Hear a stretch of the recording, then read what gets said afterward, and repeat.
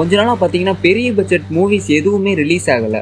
இந்த நிலையில தான் இந்த வார வெள்ளிக்கிழமை ஒரு மாபெரும் எதிர்பார்ப்போட ராயன் படம் ரிலீஸ் ஆக இருக்கு. சன் பிக்சர்ஸ் பிரம்மாண்டமா இந்த படத்தை தயாரிச்சிருக்கு. அதுவும் தனுஷோட 50வது படமா இருக்கு இந்த படம். இந்த படத்துல பாத்தீங்கன்னா அவரே இயக்கி அவரே நடிச்சனால ஒரு பெரிய ஆர்வத்தை ஏற்படுத்தியிருக்கு. அதுக்கேற்ற மாதிரி நம்ம பெரிய ஏஆர் ரஹ்மான் பாத்தீங்கன்னா இசை பாடல்ல பட்டையை கிளப்பியிருக்காரு.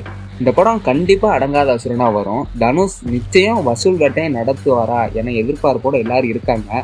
இதுக்கப்புறம் பாத்தீங்கன்னா தெலுங்குல ஆக்ஷன் த்ரில்லர் படமா ரிலீஸ் ஆக போற ஆபரேஷன் ராவன் வர்ற 26ஆம் தேதி தியேட்டர்ல ரிலீஸ் ஆக இருக்கு. இதுக்கப்புறம் பாத்தீங்கன்னா ஓடிடியோட நிலவரத்துப்படி 5 படம் ரிலீஸ் ஆக இருக்கு.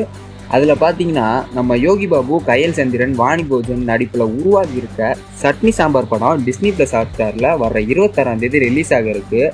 இதுக்கப்புறம் பாத்தீங்கன்னா சோனியா அகர்வாலோட நடிப்புல கடந்த 2022 வருஷத்துல வெளியான கிராண்ட்மா